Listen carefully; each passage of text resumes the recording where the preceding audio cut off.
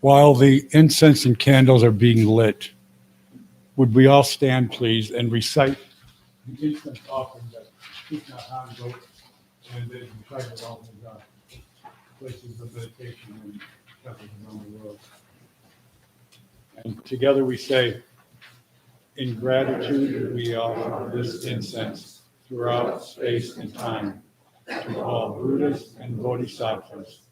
May it be fragrant as earth herself, reflecting careful efforts, wholehearted awareness, and the fruit of understanding slowly ripening. May we and all beings be companions of Buddhas and Bodhisattvas. May we awaken from forgetfulness and realize our true home. Please be seated.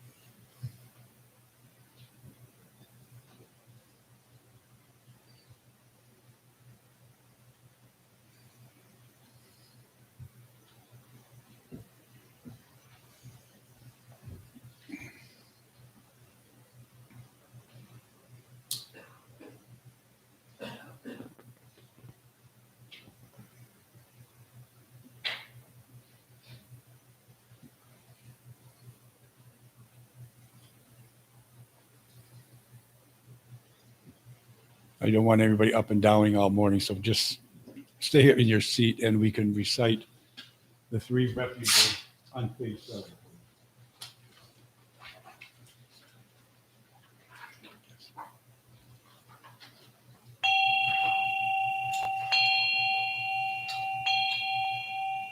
And together we say, I go for refuge to Buddha, my deeply awakened mind, the living source of understanding and compassion, which must be cultivated to be known fully. I go for refuge to Dharma, the path of mindful living, leading to healing, joy, and enlightenment, the way of peace, which must be cultivated to be known fully.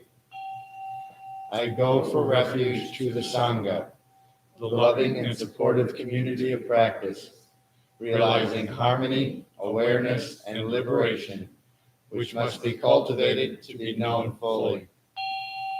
I am aware that the three jewels are within my heart. I vow to realize them. I vow to understand living beings and their suffering.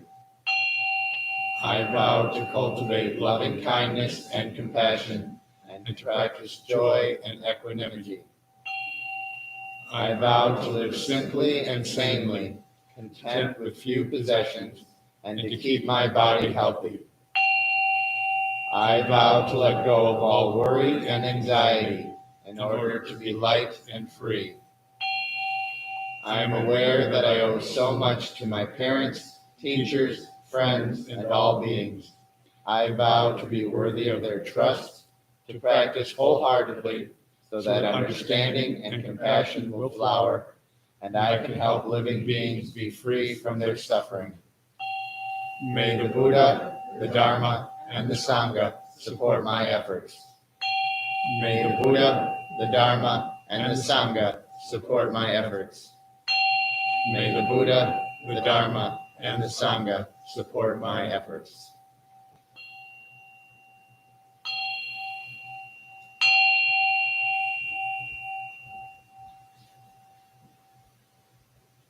If you turn your booklet over, you come to the Heart Sutra and we will recite that. And as custom is our custom, we will recite the title at the beginning and the beginning.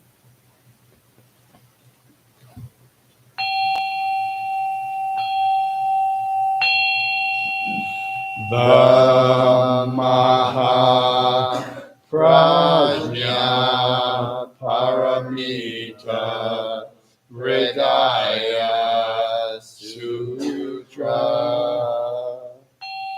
The Bodhisattva of great compassion from the deep practice of Prajna Paramita received the emptiness of all five skandhas and delivered all beings from their suffering. O Shariputra, form is no other than emptiness, emptiness no other than form. Form is emptiness, emptiness form. The same is true of feeling, thought, impulse, and consciousness. O Shariputra, all dharmas are empty. They are not born nor annihilated. They are not defiled nor immaculate. They do not increase nor decrease. So in emptiness, no form, no feeling, no thought, no impulse, no consciousness, no eye, ear, nose, tongue, body, mind, no form, sound, smell, taste, touch, or objects of mind, no realm of sight, no realm of consciousness, no ignorance, nor extinction of ignorance, no old age and death, nor extinction of them, no suffering, no cause of suffering, no cease from suffering, no path to lead out of suffering, no knowledge, no attainment, no realization, for there is nothing to attain. The Bodhisattva holds on to nothing but Prajna Paramita. Therefore, the mind is clear of any delusive hindrance. Without hindrance, there is no fear. Away from all perverted views, one reaches final nirvana. All Buddhas of past, present, and future, through faith in Prajna Paramita, attain to the highest perfect enlightenment. Know then the Prajna Paramita is the great Dharani, the radiant pureness mantra, the utmost supreme mantra, which is capable of allaying all pain. This is true beyond all doubt. Proclaim now the highest wisdom, the Prajna Paramita. Gate, gate, para gate, para samgate, bodhisattva. Gate, gate, para gate, para samgate, bodhisattva. Gate, gate, para gate, para samgate, bodhisattva. The Maha Prajna Paramita Hridaya Sutra.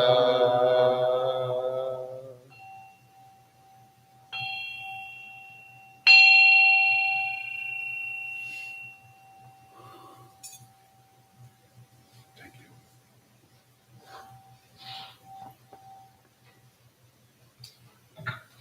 You remember a few weeks ago I said that at the beginning of a service like this that I would mention something in a small way about the Heart Sutra because it is our foundation sutra.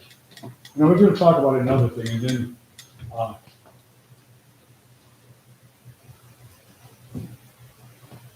Tay died.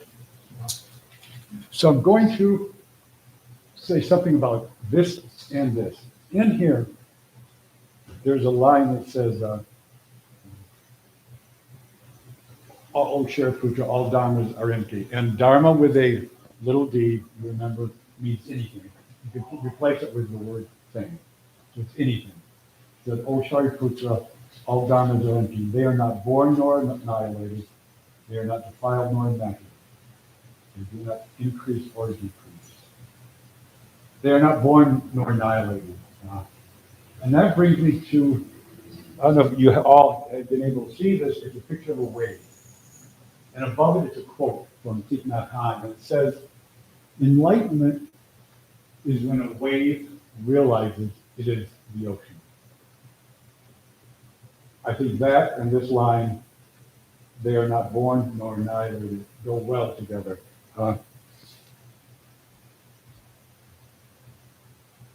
If I am a wave, my ego, my inability to notice, to observe reality, tells me I am simply a wave. I am an individual. When in reality, I am the ocean. And that is what I think is being said here by Avalokiteshvara to Shariputra. We are a wave on life. We are not different than life. We are an expression of life, if you will. Turn it on. Oh, I'm sorry. You should be my teacher with the mic. I apologize. Anyway, that's it. We are life. We are the expression of life. We come into being, we return, we come into being, we return. And with that thought, I am going to read you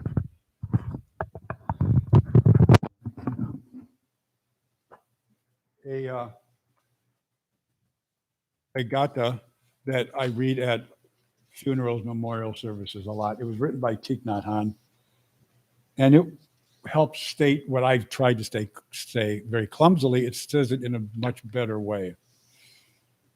And I recite this in his honor.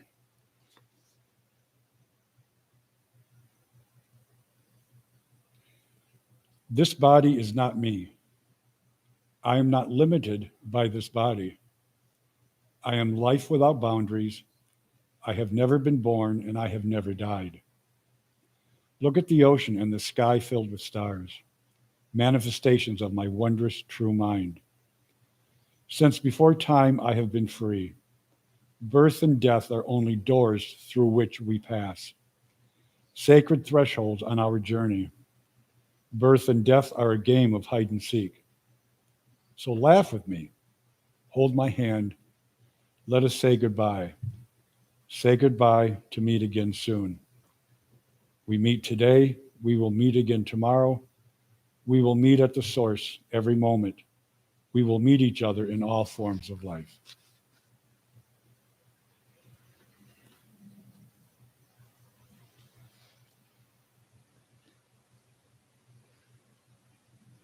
I'm going to say a few words about Tay. And I am going to ask towards the end that if any of you have any thoughts you'd like to share, to do so, because I realize that Thich Nhat Hanh has touched the world in a way that very few people do. Right now, our Thursday morning discussion group, we are reading through one of his journals. And the man is a poet. The man is a gentle heart. He is an example of compassion, married with wisdom and kindness. But let me give you just a few dry, boring facts, just so we can place him. He was born in 1926 in Vietnam, October 11th, and he died this past Sunday, yes? Yeah. He was ordained at the age of 16. He was ordained as a Tien monk. I don't know if I'm pronouncing that word right. Tian. Anyway, in China, a form of Buddhism developed called Chan, and it was when it came into Japan, they transliterated that word as Zen. In Korea, it's Sun. In Vietnam, it's Tien. So it's all the same practice, only a different word. Except I did my studies, my first studies in the first Buddhist temple I ever entered was the Van Han Buddhist Temple in Lansing. And the only thing I knew of Zen was Zen, Japan. Black, gray, white, austere. You know the picture, you got that image.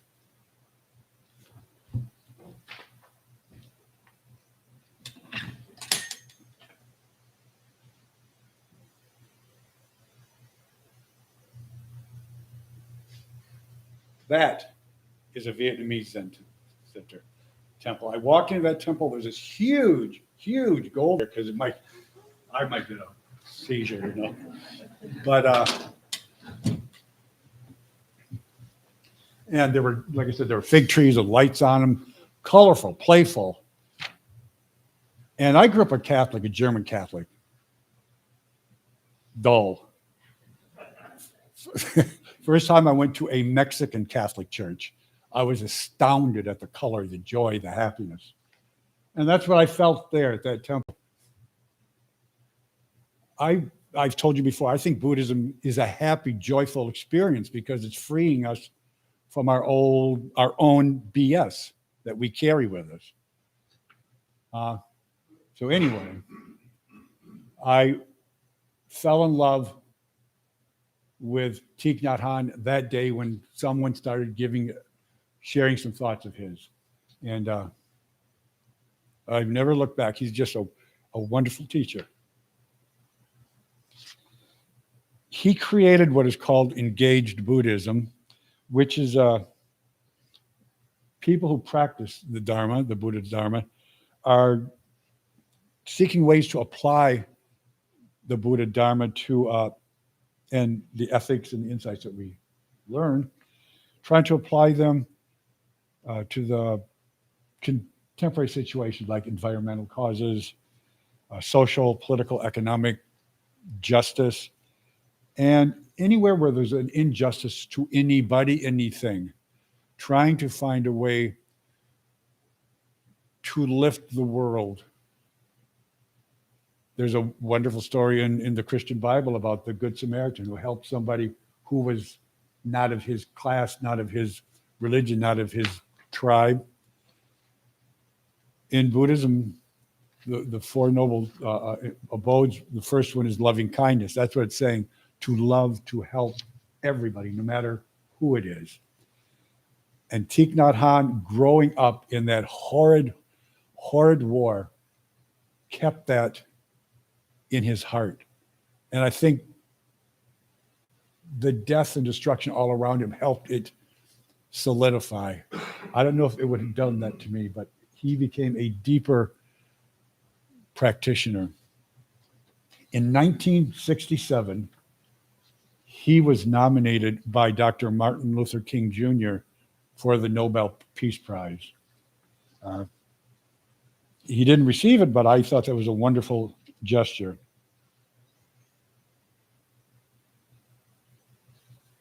There are two thoughts I'd like to share on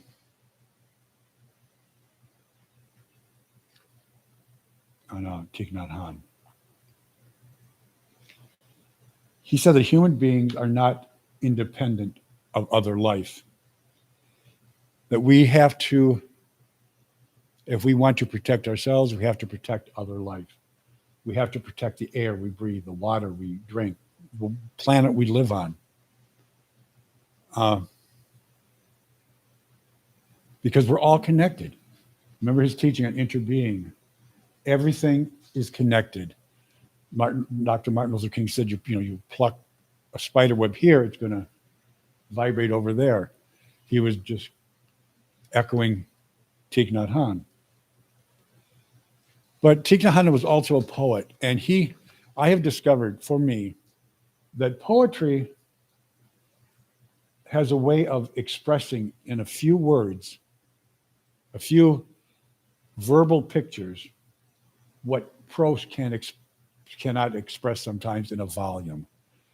You know, it's just a very fine way to touch certain people. And I had a copy of a poem I was going to ask you to read, but I forgot to bring the copy. So I'm going to pull it up here. I apologize to everybody. Please call me by my true names.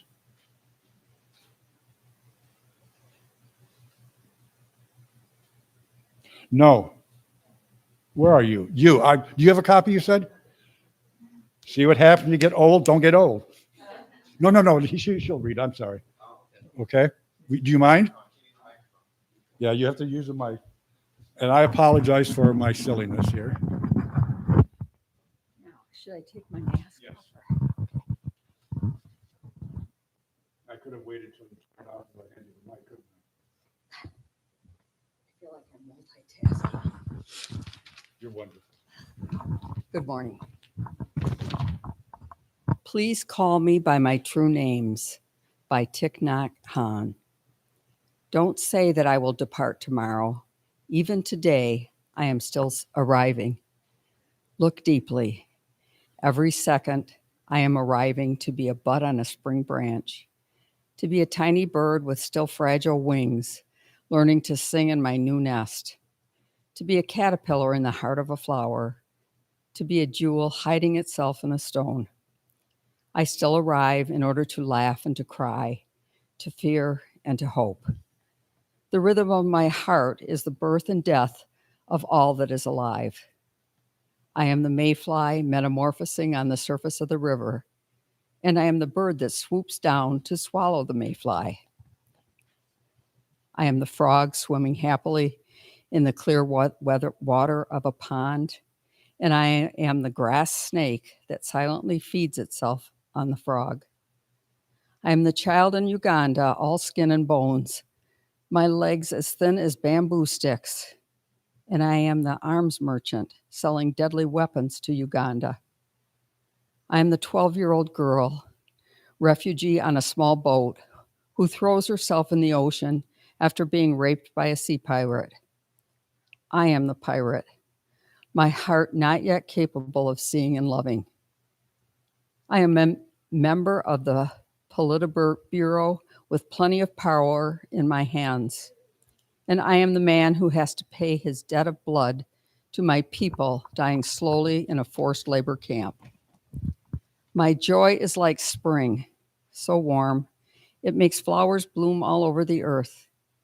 My pain is like a river of tears, so vast it fills the four oceans. Please call me by my true names, so I can hear all my cries and my laughter at once, so I can see that my joy and pain are one. Please call me by my true names, so I can wake up, and so the door of my heart can be left open, the door of compassion.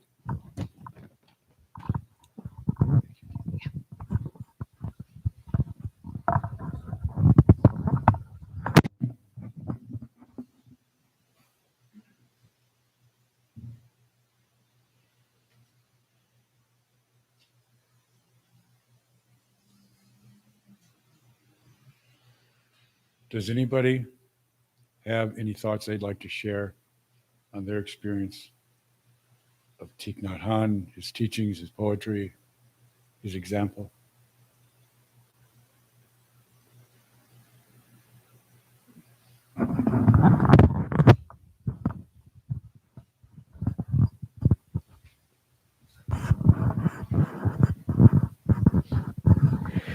Good morning. This morning, as I was driving here to the temple, I had a moment to look out at all the freshly fallen snow and how it was precariously balanced on the tree branches so beautifully and so perfectly. And after learning about Thich Nhat Hanh's passing, I had spent last night listening to a few of his Dharma talks. And as much as I started to feel that hollowness, that emptiness of what I perceived as pain, looking out at the snow on those branches reminded me that that's where he is. And not only is he on the snow on the branches, but he's also in the cries of a bird in the early morning, chirping and, waking up the world. And he's within me and all the teachings that I have felt very, very honored to learn and continue to learn. So, as much as it feels like at times something is lost, there is also something that can be found if we allow ourselves to. And remember that it's within us. Anybody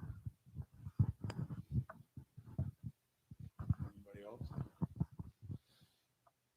Why don't, when you speak, you pull your mask down? It just makes life easier. Don't touch that. All right, okay. Hi. I just want to real say it's like with his teachings and with the fortunateness of some of the books I have to read about him, and I do think the Call Me by My True Name is very beautiful too. It tugs at you in different ways, but the main thing that I got out of Thich Nhat Hanh, and I'm really trying to work on this in my life and stuff like that, but again, being able to be compassionate to every single sentient being, and that's even people that completely do not like me or agree or whatever, it doesn't matter. I should still show compassion, and that's what I get out of his teachings.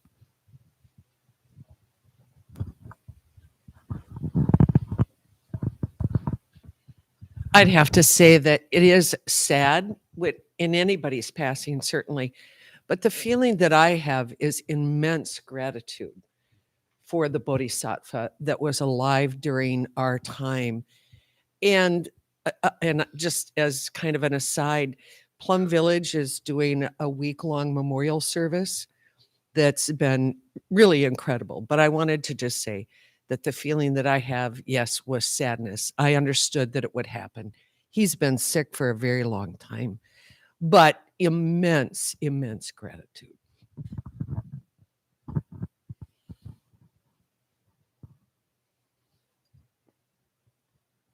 Anyone else?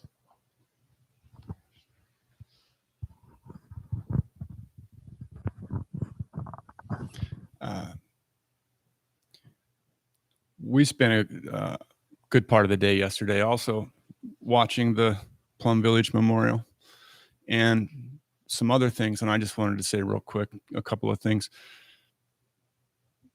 I'm grateful for the Thursday talks and having been introduced to Thich Nhat Hanh just very recently in my life. And so I'm glad that happened, I guess, while he was still living, although that probably doesn't matter. One of the talks I saw yesterday that I thought was really cool was a talk that he was giving on what happens after we die. And it's on YouTube, and it was about 15 minutes long. And he said, a cloud in the sky, you see the cloud, and then there's no longer a cloud, but the cloud didn't, because we don't see it, it didn't go away. It just changed form.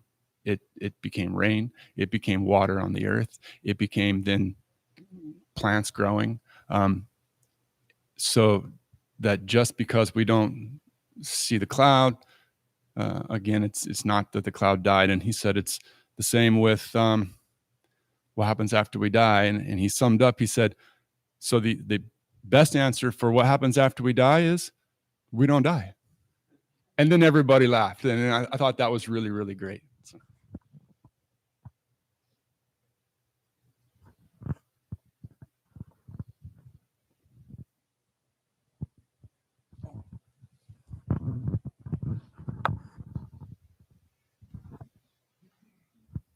Thank you. I think echoing some of the sentiments and others, as well as tying back to the sort of metaphor that we're all waves in this ocean together.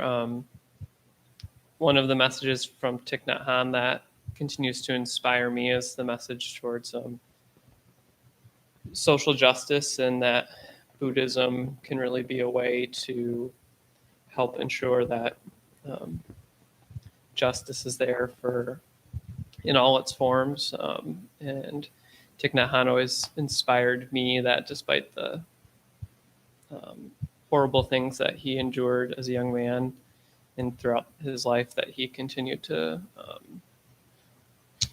use those experiences to learn to be compassionate and to fight for people that were hurting in their own lives. And I think, though he's not here in his physical form anymore, as Buddhists who are, aware of his teachings and will continue to listen and learn from his teachings, we can continue to have him in our lives, in particular, helping to bring social justice to all.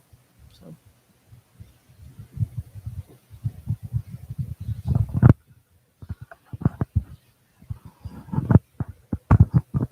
I just wanted to say Thich Nhat Hanh has been an instrumental teacher in my practice. The Gatha of No Coming and No Going, before I even know he wrote it, or I'd seen it, and it just touched me so much. But to kind of emanate what everyone was saying, especially Gail, and the gratitude I have for his teachings, because he taught a lot of death and what happens after, and it's a part of life. And he asks in one of his things, don't make a stupa in my name, don't venerate me, but I want to still respect him and show compassion and just gratitude for everything he's done. And I just really wanted to recite the Gatha of No Coming and Going again, just because it's just such a powerful Gatha, and it's something that I think I would like to do in his honor. This body is not me. I am not limited by this body. I have never been born and I have never died. Look at the ocean and the sky filled with stars, manifestations from a true mind. Since before time I have been free. Birth and death are only doors through which we pass, sacred thresholds on our journey. Birth and death are a game of hide and seek. So laugh with me. Hold my hand. Let us say goodbye. Say goodbye to meet again soon. We meet today. We meet again tomorrow. We meet at the source every moment. We meet each other in all forms of life. Thank you, Thich Nhat Hanh. Kajisu mentioned that Tay said he didn't want a stupa built in his honor. And you said it quite quickly, so some people might have heard the word stupid. No, it's fine. I don't know. But a stupa is, well, in Japan, in China, they look like, what do they call those things? The pagoda. Yeah, a stupa in India would be a round. Yeah, well, and then the ashes or a bit of scripture would be placed in there. Something, it's a reliquary, of a very huge reliquary for a body, for ashes, or a bit of scripture. Anybody else? Okay, prepare yourself for meditation.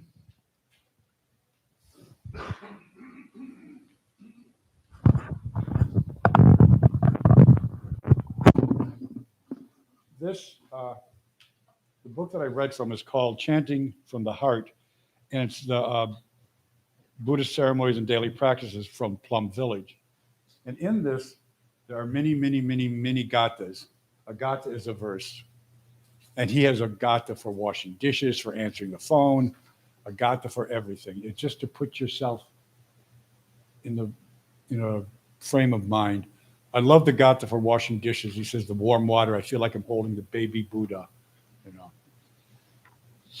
So before I ring the bell for meditation, I'm going to read his gatha for calming the breath. Breathing in, I calm my body. Breathing out, I smile. Dwelling in the moment, I know this is a wonderful moment.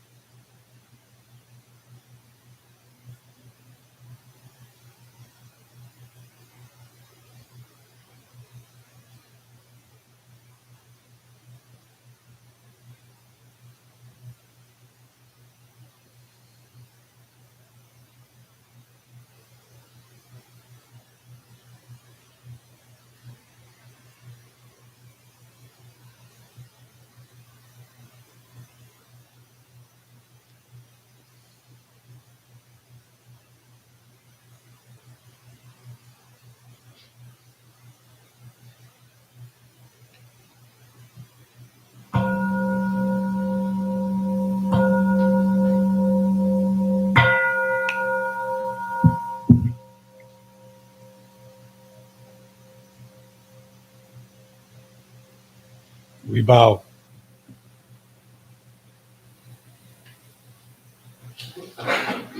Before we do our closing chants, there's some announcements. And also, I would like to share something about Thich Nhat Hanh. When our member of the board, Kent, what title to give you, came in this morning, he placed a tangerine on our Jizo shrine as a memorial for Thich Nhat Hanh. And I think that is a very relevant thing to do. And if you have a small shrine of your own at home and you have an orange or a tangerine, place one there. Or even if you don't, just place one to a side somewhere in a little dish as memorial to him. And then at the end of the day, eat it. And the reason this is such a perfect example is because Thich Nhat Hanh often used an orange or a tangerine as a way to teach us about awareness, about meditation. So if you set a tangerine or an orange aside in his honor, when it comes time to eat it, sit down quietly, turn off the phone, the television. If you got people in the house, go by yourself or they can join you. But then peel it mindfully, being aware of each peel, and then eat each wedge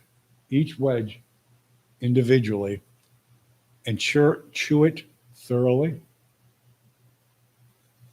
and be aware of what you're doing. Put your whole consciousness, if I can use that word, your whole awareness in the simple eating of that piece of fruit. And it's a very simple but very powerful meditation tool. All right. Lucas, I forgot to tell you earlier, there's a man in St. Joe, Kunga, one of our teachers. Is he on Zoom?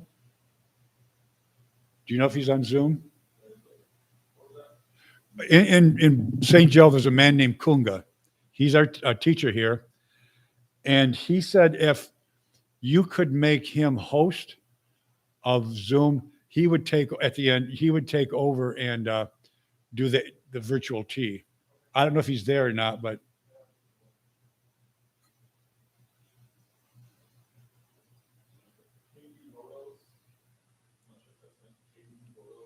no, Kunga. Oh, is it? Okay, I'm sorry, Kunga. Then when we end here, make him host and he will host the tea. All right. Thank you very much. Let's see. Yeah. We have our discussion group on Thursday morning. Around 9:30, we have meditation at 10. We use a book that we're reading to begin our discussion on how to live the Dharma or how we live the Dharma. And as has been mentioned twice here today, right now we're doing one of Thich Nhat Hanh's journals from 1962, yes? Yeah. Okay. There are Buddhist-based recovery meetings here, Mondays via Zoom, Wednesday at the Alano Club, and Friday in the temple or on Zoom. You can go on our website and find the time.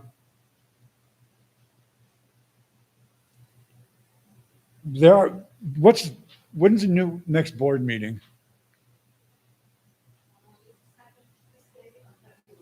Okay, the second Tuesday of every month is a board meeting, and as far as I know, anyone can just sit and observe and probably even offer an opinion, I suppose.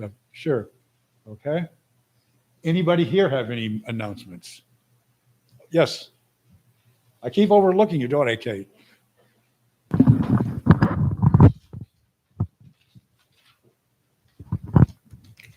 This is not going to be as beautiful as the poem I read, but it is necessary. Good morning. This temple, in keeping with our practice of generosity or dana, this temple operates on a donation-only basis. Dana, the practice of giving and receiving, is is central to Buddhist practice. We are extremely grateful to all those who have supported us throughout the pandemic with their time and donations. We hope that every person who participates finds value as we provide programming and temple space that encourages our practice. We have just finished our third week of the pledge campaign, which will run until February 15th. Our goal is to make $2,000 a month, which would cover our operating expenses throughout the year. Your generosity helps us share the Dharma in our community and beyond. We rely on your support for our very existence. Current pledges total 26% of our goal. That's like a quarter of the way there. So that's good. Just as everyone is important, every contribution makes a difference. Please consider increasing your donation or donating for the first time. To make a pledge, you can fill out a paper copy, and there's paper copies on either end of the Dharma Hall. Fill it out and put it in the Dana box. Or you can do an online form through the newsletter. There's a link, and going to our website, zengr.org/donate. And also, if you're watching this on Zoom, you can scroll down to the bottom of the page, and there's a link there. If you do make a pledge, please remember to fill out the pledge form, because we think some people aren't doing that. Thank you for your generosity. Also, if you make a pledge, remember to fulfill it. I owe the temple for 2 Sundays now. I'll make it up during the week. I just keep forgetting to bring a check in. Maybe I should just do it online, but I like writing the check, and I dropped it in the thing, and I forgot the last 2 Sundays, but you'll get it, I promise. All right. Anybody else? All right. It's on page 9, our closing gathas. Stand.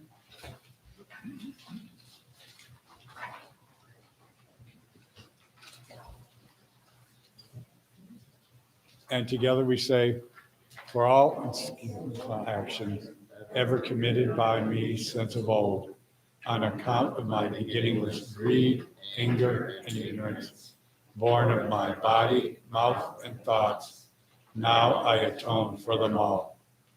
Vast is the robe of compassion, a formless field of benefaction. I wear the Buddhist teachings for the benefit of all sentient beings. All beings, one body, I vow to liberate. Endless blind passion, I vow to uproot. Dharma gates without number, I vow to penetrate. The great way of Buddha, I vow to attain. And one more little thing, please. Everybody here, turn to face everybody here, and y'all turn this way. And let's bow to each other. Drive carefully. Yeah.